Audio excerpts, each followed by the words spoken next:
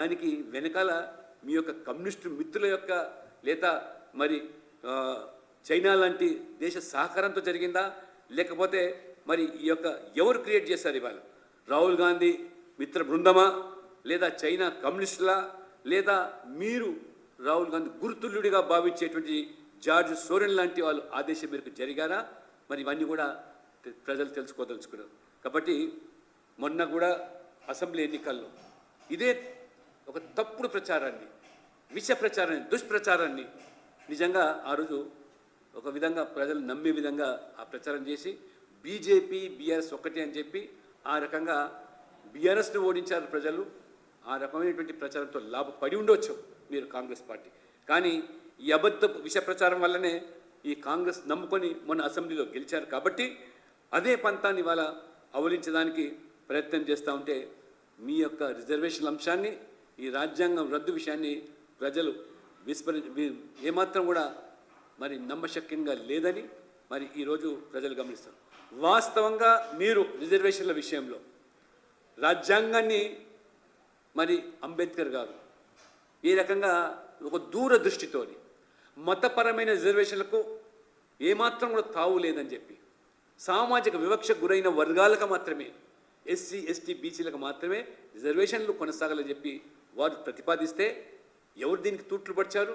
మొదటగా ఇదే కాంగ్రెస్ పార్టీ ఆంధ్రప్రదేశ్ను ఒక ప్రయోగశాలగా మార్చేసి ఆనాడు మరి అనంతరాం కమిషన్ సూచనల మేరకు ఆంధ్రప్రదేశ్లో బీసీలో మరి సామాజికంగా వెనుకబడ్డ ముస్లింలను చేర్చి ఉన్నప్పటికీ కూడా మరి కాంగ్రెస్ పార్టీ 2004, 2009లో భారీ మెజార్టీ ఎమ్మెల్యేలు, ఎంపీలు ఆ సంఖ్యాబలాన్ని దృష్టిలో పెట్టుకొని ఏ రకంగా రాజ్యాంగాన్ని తూట్లు పడిచారు.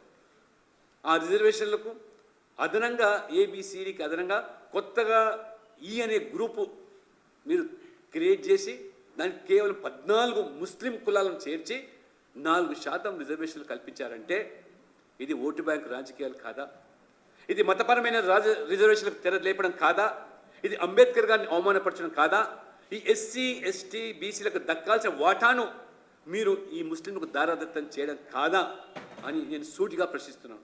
4% ఆనాడు నుంచి మొదలుకుంటే ఈరోజు ఉద్యోగాల్లో, విద్యాల్లో, చివరికి రాజకీయాల్లో, స్థానిక సంస్థలు కూడా ఏ రకంగా బీసీలు ఇవాళ నష్టపోతున్నారో, బీసీల వాటాలు ఇవాళ ఆ ముస్లింలు తన్నుకుపోతున్నారో ఇది మొత్తం బీసీ సమాజం గమనించింది. కాబట్టే ఆ రకంగా గతంలో కాంగ్రెస్ చేసే తప్పిదాన్ని బీఆర్ఎస్ కొనసాగిస్తే బీఆర్ఎస్ కూడా ఈ బీసీ సంఘాలు ఏ రకంగా మొన్న ఎన్నికల్లో మీరు ఓటు మిమ్మల్ని ఏ రకంగా ఓడించారో ఒకసారి ఆలోచన చేయాలి.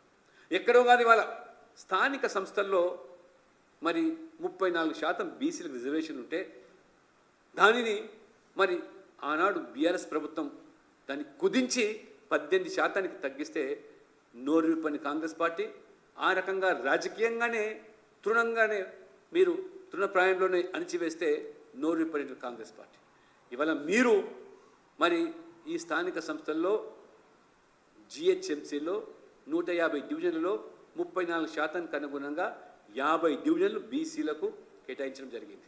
50 బీసీలకు కేటాయిస్తే ఈ బీసీల పేరు మీద జనరల్ స్థానంలో ఈ పాటికి మజ్లిస్ అనేక సీట్లలో గెలిచి ఉన్నప్పటికీ 50 సీట్లలో 31 సీట్లు ఇవాళ ముస్లిం పేరు మీద, బీసీల పేరు మీద ముస్లిమ్స్ గెలిచి వచ్చారంటే అంటే 31 సీట్లు 50లో, అందులో 29 కాంగ్రెస్, ఎంఐఎం, 2 బీఆర్ఎస్. చివరికి మీరు డిప్యూటీ మేయర్గా ఆనాడు బీఆర్ఎస్ అయితే ఎంపిక చేసిందో బాపా ఫసీద్దీన్ బీసీ కోటాలో గెలిచినటువంటి వ్యక్తి. అంటే ఇది బీసీల హక్కులు కాలరాయడం కాదా? బీసీలను అణిచివేయడం కాదా? 50 డివిజన్లలో ఇవాళ 31 స్థానాలు అంటే 19కే ఇవాళ హిందూ బీసీలు పరిమితం చేయడం అంటే ఇంతకంటే దౌర్భాగ్యం బీసీల పట్ల ఈ కాంగ్రెస్ బీఆర్ఎస్ వివరిస్తూ ఉంటే ఇవాళ బీసీలు అమాయకులు కాదు, మోసపడదు. ఈ రకంగా ఆంధ్రప్రదేశ్ను ప్రయోగశాలగా మారిస్తే కర్ణాటకలో కూడా కేటగిరీ 2B కింద ముస్లింలందరినీ కూడా ఆ జాబితాలు చేర్పించేసి ఆ బీసీలకు ఉన్న రిజర్వేషన్లో పెద్ద ఎత్తున ఇవాళ ఆ ముస్లింలు తన్నుకుని పోతూ ఉంటే మీరు ఇవాళ ప్రేక్షక పాత్ర వహిస్తారు. బీసీల హక్కులు ఏమైనా పర్వాలేదు, బీసీలు నోరు లేని జీవులు వాళ్ళకు ఇవాళ సంఘటితంగా లేరు. ఓటు బ్యాంక్ రాజకీయాలకు వారు ఇవాళ ఏ రకంగా ఒక సంఘటిత శక్తిగా లేరు. కాబట్టి మైనార్టీల బుజ్జగింపు చర్యల్లో భాగంగా కర్ణాటక, ఇవాళ ఆంధ్రప్రదేశ్, అదే రకంగా వెస్ట్ బెంగాల్లో టీఎంసీ మొత్తం ముస్లింలందరినీ కూడా అందులో బీసీలో చేరిస్తే అసలు బీసీలు ఏం కావాలి? అందుకని ఇవాళ అమిత్ షా గారు కానీ బీజేపీ కానీ ఇవాళ ఆంధ్రప్రదేశ్లో కానీ కర్ణాటకలో కానీ ఇవాళ ముస్లింలకు ఏదైతే బీసీల యొక్క మీరు ఈరోజు వారికి హోదా కల్పించి రిజర్వేషన్ పొందుతున్న దాన్ని రద్దు చేసి ఆ 4% ఏవైతే ఆంధ్రప్రదేశ్లో తెలంగాణలో కొనసాగుతున్నాయో వాటిని ఎస్సీ ఎస్టీ బీసీలకు పెంచుతామని ఆ రకంగా పంచుతామని చెప్పితే మీకెందుకు ఈరోజు కడపమంట?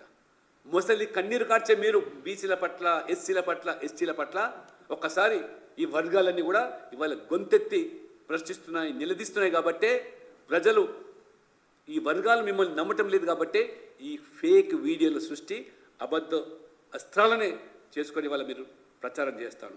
అంతేకాదు ఇవాళ బీజేపీ బీఆర్ఎస్ ఒక్కటేని మీరు ప్రచారం చేస్తూ ఉన్నారు కాంగ్రెస్ వాళ్ళు, లేదా బీజేపీ కాంగ్రెస్ ఒకటేని ఇవాళ బీఆర్ఎస్ ప్రచారం చేస్తుంది.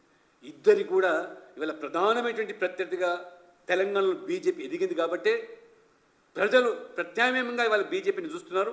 భవిష్యత్తులో ఈ రాష్ట్రానికి బీజేపీ ఆవశ్యకతను గుర్తించి ఈరోజు బీజేపీని ఆదరిస్తున్నారు. కాబట్టే ఈ రెండు పార్టీలు కలిపి బీజేపీని ఎదురుదాడి చేస్తూ ఉన్నారు. ఇవాళ ప్రత్యక్షంగా ఒకరిని ఒకరు విమర్శించుకుంటున్నప్పటికీ